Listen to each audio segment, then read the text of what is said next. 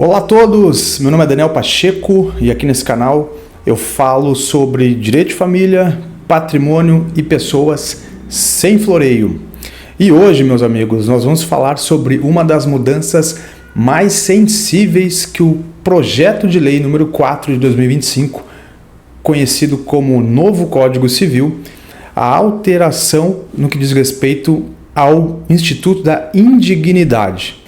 Bom, eu já tenho um vídeo aqui no canal, meus amigos, estou deixando aqui em cima, inclusive, tratando desse assunto, das diferenças, principalmente dos institutos da deserdação e da exclusão da sucessão ou indignidade, de forma bastante profunda, de forma bastante técnica e detalhada, e o vídeo segue 100% atual. Tá? Então a primeira ressalva que eu quero fazer para você que está chegando, seja você advogado, operador do direito, seja você estudante de direito, seja você interessado no tema porque tem um problema semelhante com esse na sua família, saiba que esse vídeo, tá? Esse conteúdo está 100% atual, tendo em vista que as alterações que eu vou tratar aqui com vocês no vídeo de hoje ainda não se implementaram, justamente porque o novo código não foi ainda aprovado, está em tramitação no Senado Federal. Portanto, nós vamos tratar aqui, evidentemente, de como o projeto de novo Código Civil está trazendo o Instituto da Indignidade.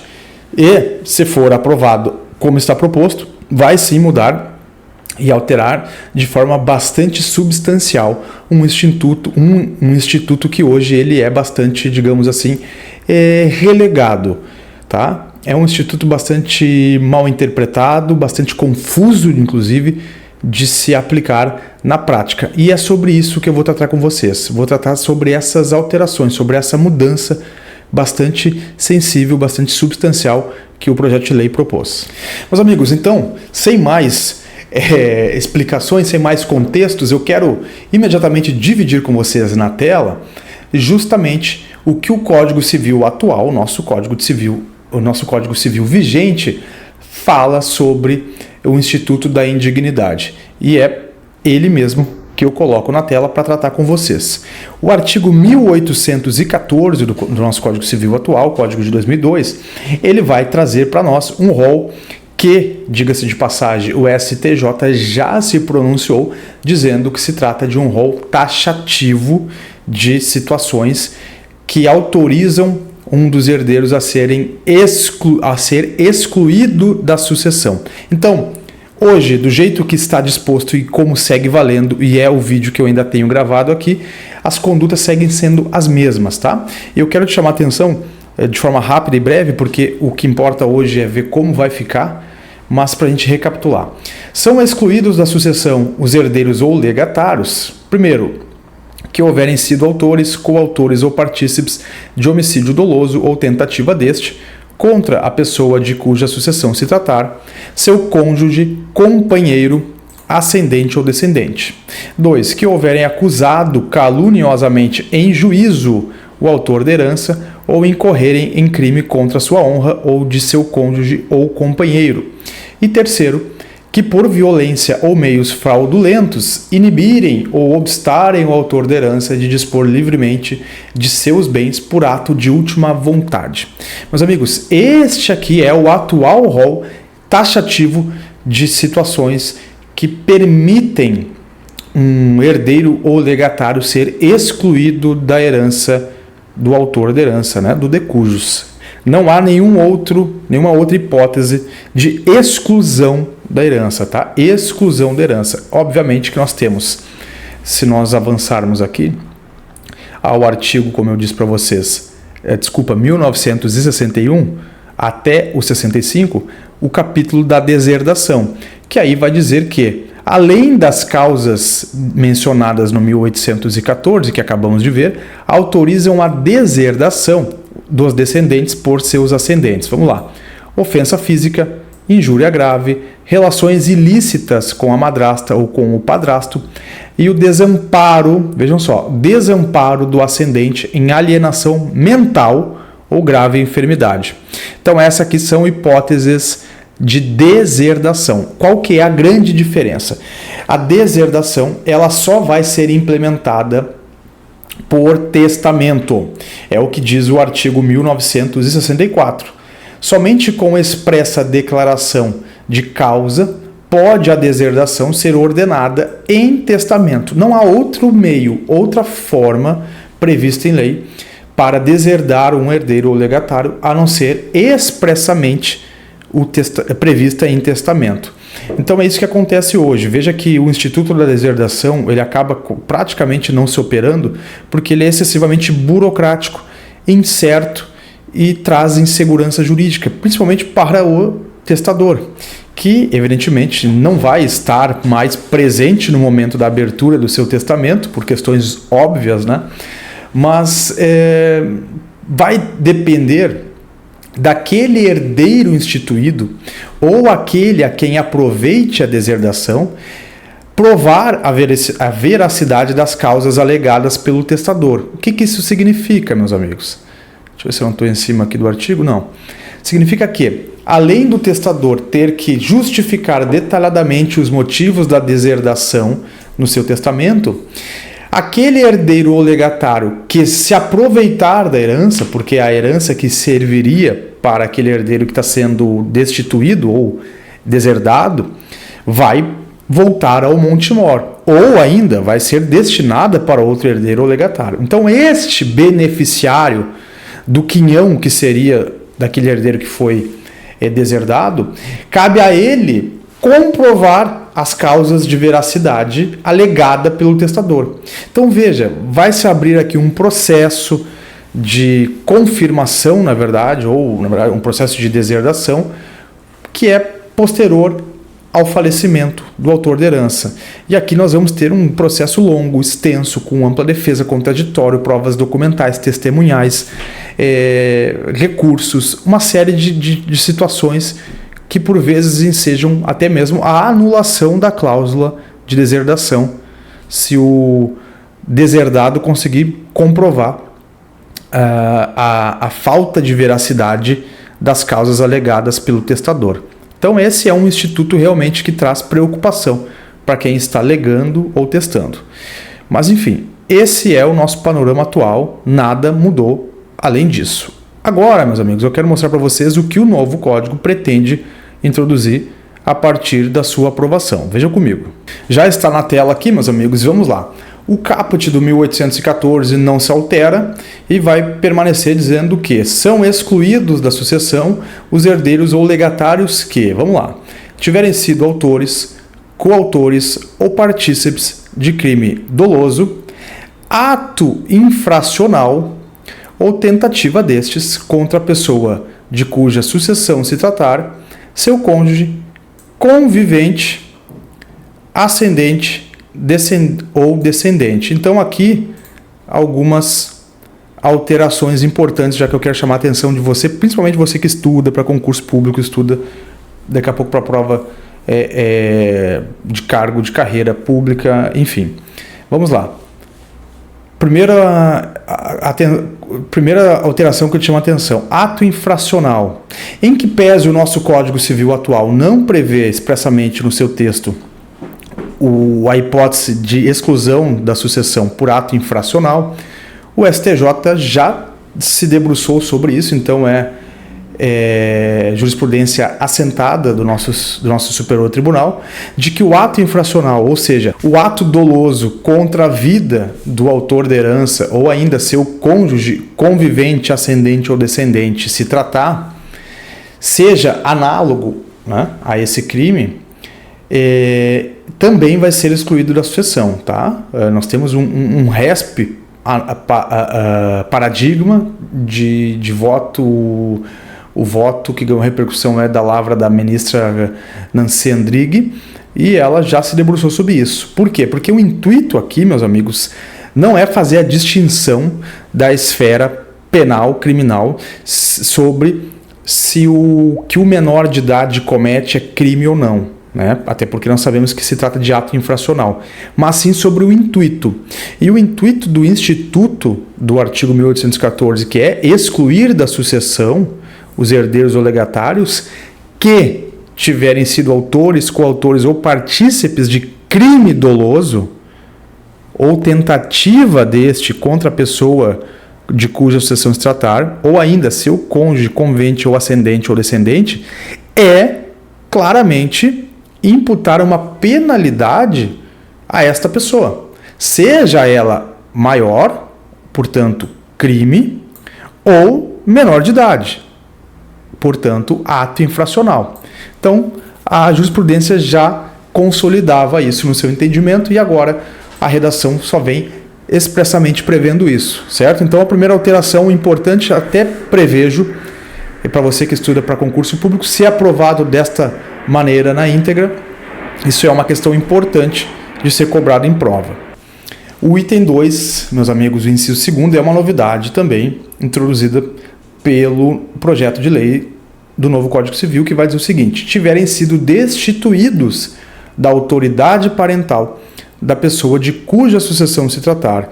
Então vejam que aqui a gente já não vai mais ter, a lógica é inversa, ou seja, aquele pai ou mãe que foi destituído da autoridade parental do filho não vai, obviamente, na eventual hipótese de estarmos falando da herança do filho para o pai, ou seja, da herança do descendente para o ascendente, este ascendente, obviamente, não participa da herança deste filho. Por que isso pode estar parecendo confuso aqui, esse inciso? E isso, na verdade, é uma obviedade que a jurisprudência já trouxe também. Porque em que pese a destituição da autoridade parental, e vejam que aqui o termo também já é novo, a gente não está mais falando de poder familiar, e sim autoridade parental da pessoa de cuja sucessão se tratar, quem perde o direito, quem é excluído da sucessão é somente o genitor ou a genitora.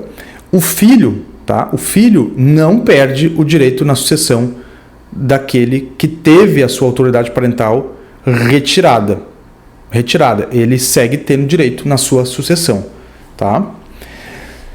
Item 3 vai permanecer igual, então vamos dar uma olhada, inclusive, em como é hoje. Vamos retomar aqui o Código Civil, o inciso 3º do 1814, só para a gente não perder o raciocínio. Vai manter o item 3º que diz, o inciso 3º que diz que por violência ou meios fraudulentos inibirem ou obstarem o autor da herança de dispor livremente de seus bens por ato de última vontade. Então, muito bem ajustado esse inciso 3º, segue vigente. E o inciso 4º, que é a grande novidade, talvez aquilo que tenha deixado maior, dado maior polêmica a essa alteração, ou maior nível de confusão interpretativa, que é o abandono afetivo. Vamos lá, inciso 4º. Tiverem deixado de prestar assistência material ou incorrido em abandono afetivo voluntário e injustificado contra o autor da herança. Vejam, meus amigos, vejam só. Se nós pegarmos apenas a primeira parte aqui do inciso, tiverem deixado de prestar assistência material, a gente vai ter muito próximo com a redação lá do 1961 do Código Civil, certo? Atual.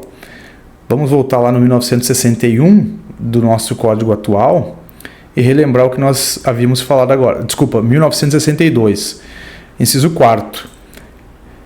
Aquele que, por desamparo do ascendente, em alienação mental ou grave enfermidade. Ou ainda, o 63 vai dizer desamparo do filho ou neto com deficiência mental ou grave enfermidade. Vejam que nas causas de deserdação do nosso código atual, ele vai fazer menção ao desamparo, tanto do ascendente quanto do descendente, certo? Mas apenas nos casos de alienação mental ou grave enfermidade. E nos casos dos filhos ou netos, deficiência mental ou grave enfermidade. Veja que é uma redação até mesmo retrógrada, que fala de alienação mental, deficiência mental, ela usa os termos de forma distintas e não traduz na prática o que seria alienação mental, deficiência mental e até mesmo grave enfermidade. Portanto, fica a cargo da jurisprudência ampliar o rol de hipóteses. Agora, isso entra como hipótese de exclusão da sucessão, portanto, indignidade, e aquele que tiver deixado de prestar assistência material, e aí leia-se de forma bem mais ampla, assistência material, tanto financeiro quanto assistência realmente aos cuidados da prole, do autor da herança como um todo, seja do pai, seja do filho. Então a gente reduz isso a um inciso só, não precisa fazer a distinção se é do filho ou do pai, é do autor da herança. E ainda, incorrido em abandono afetivo, voluntário e injustificado. Portanto, não vai haver a necessidade de um testamento expressamente descrevendo a situação de abandono material ou ainda afetivo por conta do autor da herança, e aí depois aquele herdeiro instituído ou legatário terá que fazer prova disso para comprovar a veracidade dos fatos alegados. Não tem mais isso, meus amigos. E se não tem mais isso, segue a lógica do atual código, tá? A partir de agora, segue a lógica do atual código para dizer que o Ministério Público é competente nos crimes de ação penal pública incondicionada para propor representação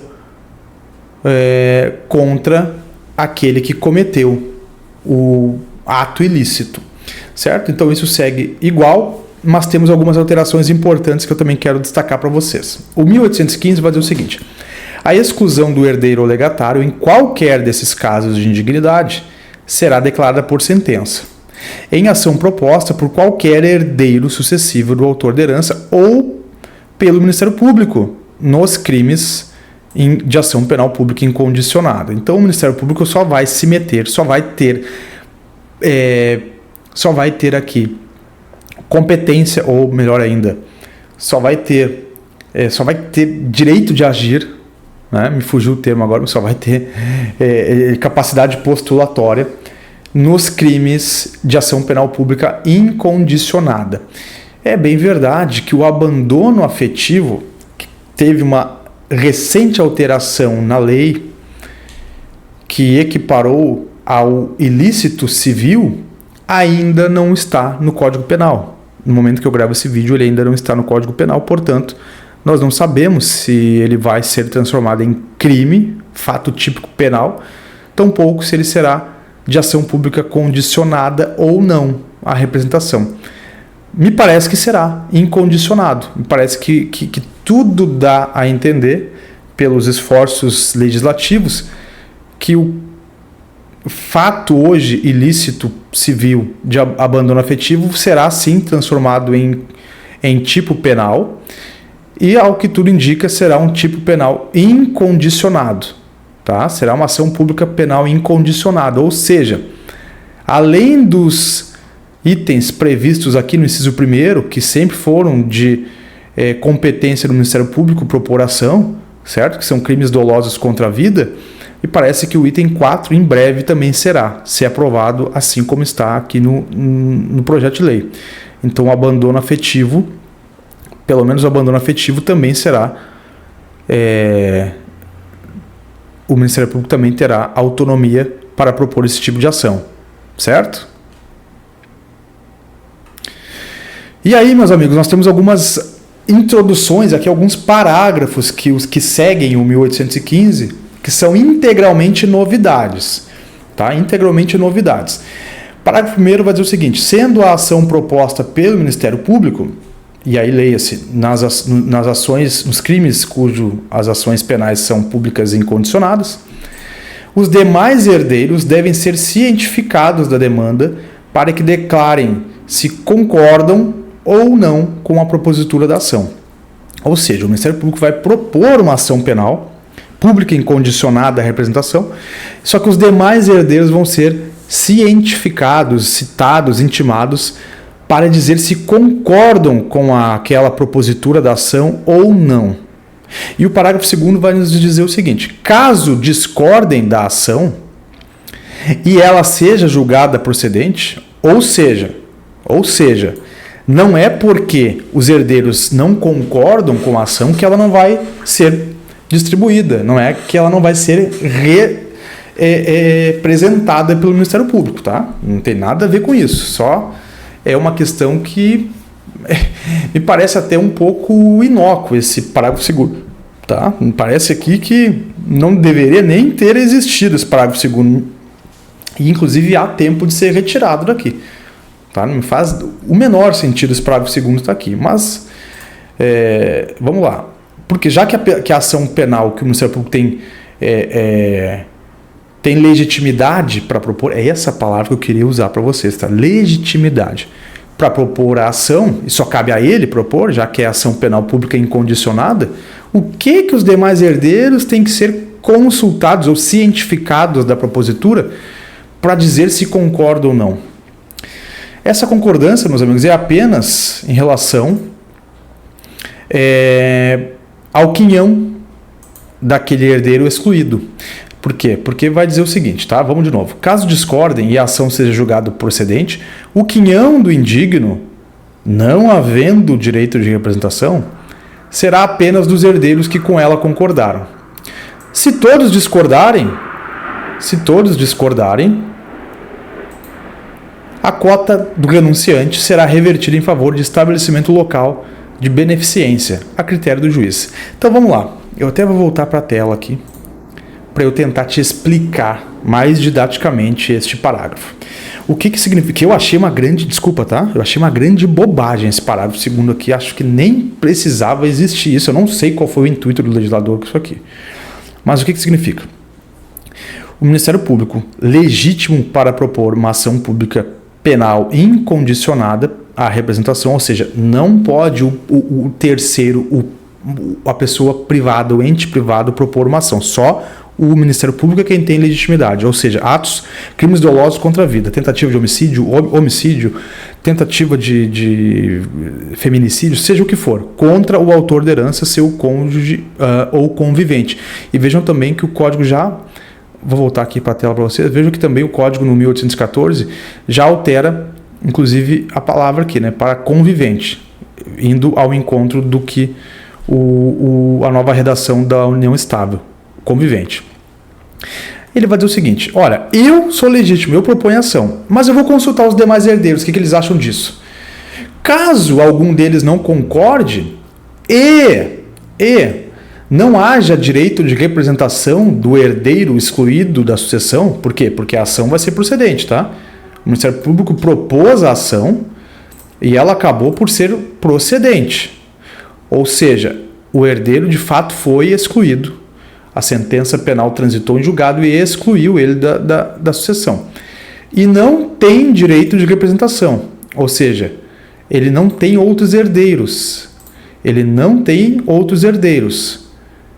Logo, a sua quota parte, o seu quinhão, deve retornar ao Monte Mor, ao espólio, e ser partilhado entre os demais herdeiros da mesma linha. Certo? Da mesma linha, já que não tem direito de representação. Por quê? Porque ele não deixou herdeiros. É isso que está dizendo essa redação do parágrafo 2º, ainda que confusa e embolada. Dessa forma, só vai ser repartido o quinhão dele com os que concordaram com a propositura da ação pelo Ministério Público. Se todos discordarem da propositura da ação e não há outros herdeiros deste herdeiro que foi excluído, aí o valor do seu quinhão vai ser destinado a um local de beneficência, a critério do juiz. Entenderam a redação? Muito confusa, muito distorcida e, ao meu ver, desnecessária. Tá? Não faz sentido essa história de concordar ou não, mas, se aprovado na íntegra, essa será a nova redação do parágrafo 2º de 1815. E por que, meus amigos, só para deixar bem claro essa questão aqui, ó, do parágrafo 2º, não havendo direito de representação. Onde é que vai dizer isso, tá? Do 1816. O que diz o 1816? Que são pessoais os efeitos da indignidade, tá? Antes de qualquer coisa, são pessoais os efeitos da indignidade. Os descendentes do herdeiro indigno sucedem, como se ele morto fosse antes da abertura da sucessão. Então aqui a gente tem que lembrar, vamos voltar, a gente teria que lembrar do Instituto da Representação. O que acontece no Instituto da Representação? Os herdeiros do pré-morto ao autor da herança herdam como se aquele estivesse vivo. Ou seja, João, filho de Francisco, tá? Francisco tem 3 filhos e João era um deles. Só que João, que também deixou 2 filhos, faleceu antes do seu pai. O João já era falecido antes do Francisco. Portanto, na hora que Francisco vier a falecer, ou seja, o avô dos filhos de João, os netos representam o João na herança de Francisco, certo? E recebem e herdam em igualdade com seus 2 tios vivos. Isto é direito de representação. Ocorre a mesma coisa aqui no Instituto da Indignidade, pessoal. O artigo 1816 diz isso. São pessoais os efeitos da indignidade. Os descendentes do herdeiro indigno, ou seja, daquele herdeiro que foi excluído da sucessão, eles sucedem. Por quê? Porque são pessoais os efeitos. Os herdeiros dele não respondem pela sua indignidade. Eles herdam como se aquele fosse morto antes da abertura da sucessão. Portanto, como se ele fosse pré-morto ao autor da herança. E o parágrafo 2º vai dizer só isso, tá? Que, caso discordem e a ação seja julgada procedente, o quinhão do indigno, não havendo direito de representação, ou seja, não havendo herdeiros dele, volta para os demais herdeiros. E caso todos discordem, aí vai para um local, um estabelecimento de beneficência. Ou seja, é uma hipótese até mesmo remota de ocorrer, tá? Até mesmo bem remota de ocorrer, mas é a nova redação, certo? Ainda algumas outras alterações que o próprio 1816 vem prevendo, que o indigno não terá direito ao usufruto ou à administração pessoal dos bens. Isso aqui segue a redação atual, tá? Isso aqui é novidade, parágrafo 2º é novidade, porque vai dizer o seguinte: o indigno também perde a condição de beneficiário de seguro de vida ou dependente em benefício previdenciário da vida da vítima do ato de indignidade. Isso aqui é bem interessante. Essa alteração aqui eu achei bem interessante, justamente por quê? Porque benefício previdenciário ou ainda seguros de vida, eles não se submetem ao inventário. Tá? Eles são seguros, e seguros eles são pagos diretamente ao beneficiário, independentemente de se submeter ao recolhimento de impostos ou até mesmo o próprio procedimento do inventário. Com esta previsão, o indigno também não pode receber, ele perde a condição de beneficiário. Então vai ser comunicado à instituição, seja a seguradora, seja a previdência privada, a previdência pública, né, o INSS, que ele perdeu o benefício, a condição de beneficiário, portanto não poderá mais recebê-la. Parágrafo 3º ainda diz o seguinte: o terceiro beneficiado pelo ato de indignidade e que com ele tenha compactuado perde os direitos patrimoniais a qualquer título a que teria direito. Também é uma novidade introduzida aqui o parágrafo 3º. Certo? O 1817 também, novidade, vai dizer que são válidas as alienações onerosas de bens hereditários a terceiros de boa-fé e os atos de administração legalmente praticados pelo herdeiro antes da sentença de indignidade. Mas aos herdeiros subsiste, quando prejudicados, o direito de demandar-lhe por perdas e danos. E o parágrafo único ainda diz que o indigno é obrigado a restituir os frutos e os rendimentos que dos bens da herança houver percebido, mas tem direito a ser indenizado das despesas com a conservação destes. Outro ponto interessante ainda sobre essas alterações é o 1818, que vai dizer o seguinte: aquele que incorreu em atos que determinem a indignidade será admitido a suceder, se o ofendido tiver expressamente reabilitado em testamento ou outro ato autêntico. Então vejam só, pessoal, a indignidade, em que pese seja um ato realmente gravoso, ela é uma exceção à regra da sucessão, ela ainda assim pode ser perdoada. Da mesma maneira que a deserdação, porque a deserdação mais ainda, porque a deserdação ela só vai se operar se o autor da herança fizer isso através de testamento. Se ele expressamente não previu, se ele não previu expressamente por testamento, não vai se operar a deserdação. Agora, aqui, via a indignidade, vai se operar, na verdade, de forma inversa. Depois de decretada a sentença, depois de transcorrido o trânsito julgado da sentença penal condenatória, que declarou, condenou o indigno, o ofendido, o autor da herança, ainda assim, e óbvio que não no crime de doloso contra a vida, né? Não aquele que ceifou a vida do autor da herança, mas nas outras hipóteses, ele ainda assim pode, por liberalidade dele, perdoar o indigno, desde que faça isso expressamente por testamento, tá? Ou outro meio autêntico. Se abre aqui uma lacuna já do que seria outro meio autêntico, tá? Outro meio autêntico ao testamento, podemos interpretar assim. O que seria outro meio autêntico ao testamento? Eu ainda fiquei com um pouco de dúvida, tá?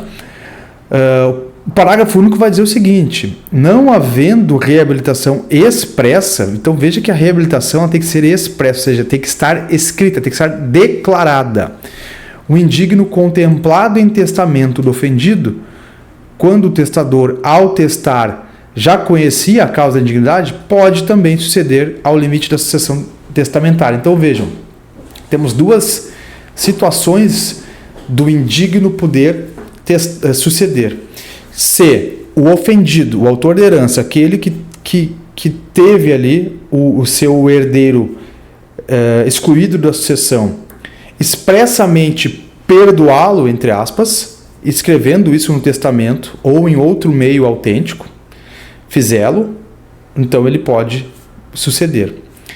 Ou ainda, mesmo que não haja a reabilitação expressa dele, ou seja, o autor da herança não fez o testamento dizendo: eu expressamente reabilito fulano de tal pela indignidade a si atribuída pelo ato praticado, pela sentença transitada e julgada. Ou seja, se ele não expressamente colocar assim no testamento, mas ainda assim, se o testamento contemplar ele após o ato de indignidade, ou seja, o testador já conhecia o ato de indignidade, isso já tinha ocorrido, vai se entender aqui que houve o perdão tácito. Houve o perdão tácito da indignidade. Portanto, o indigno vai sim ser chamado a concorrer na sucessão, vai ser chamado a herdar aquilo que houve, aquilo que ficou legado para si. Certo, meus amigos? E aí ainda houve a inclusão do 1822A, para dizer que a declaração de vacância da herança não prejudicará os herdeiros que legalmente se habilitarem. Enfim, aqui uma outra situação relacionada à vacância da herança, que eu não quero entrar em detalhes com vocês. E, meus amigos, só para realmente encaminhar aqui o final do vídeo, eu quero trazer para vocês aqui o que o novo código vem prevendo em relação ao Instituto da Deserdação, que teve poucas alterações, poucas singelas alterações, mas uma delas foi o caput foi mantido integralmente, do 1962. O inciso 1º vem trazendo aqui como hipótese a ofensa à integridade física ou psicológica, então trouxe aqui a ofensa psicológica como novidade. O inciso 2º se manteve integralmente, mas o inciso 3º, veja que o desamparo material e abandono afetivo voluntário injustificado do ascendente pelo descendente. Veja que nós temos aqui, de fato, uma repetição, não é? Uma repetição do que agora é causa de indignidade.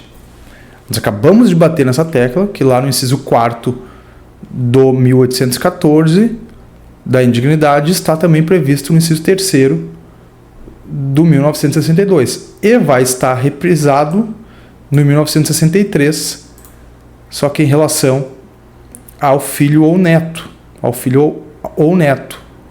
tá? Então, não entendi o porquê que seguiu aqui como causa de deserdação, sendo que acabamos de ver, e até vou voltar aqui, que essa é a causa agora principal da indignidade, né? Tiverem deixado de prestar assistência material ou incorrido em abandono afetivo voluntário injustificado contra o autor da herança. Inclusive a redação do 1814 está mais abrangente e mais acertada, porque menciona o autor da herança, não o neto ou o ascendente ou o descendente. Ele abrange todos os aspectos.